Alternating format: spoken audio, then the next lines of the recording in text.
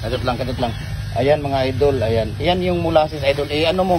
Itapon mo kuya. Ayan.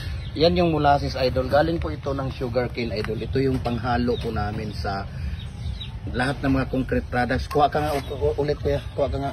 Ayan. Ayan mga idol. Sa mga nagtatanong po, yan po ang molasses. Ayan.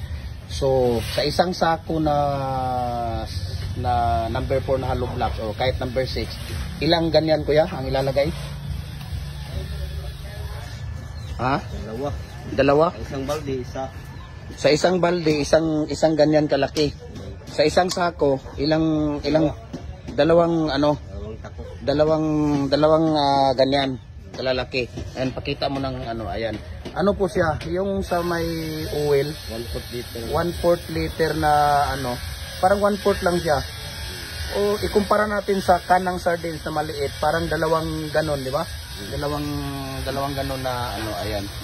Sa mga nagtatanong, yan po ang molasses. Yan molasses po. Binibinta po yan sa isang drum ganito. Ganyan, 5,500 po ang mga idol. Kaya ayan si Kuya. Yan natin si Kuya. Ayan, gumagawa na dito si Kuya. Ayan, pati si Kuya doon. Yan paggawaan namin idol. Ayan. Tingnan nyo idol. Ayan, maraming salamat po. Please subscribe sa YouTube ko at Facebook page ko. Felix Tan Pagikan Jr. Thank you for watching and support. God bless us all mga idol.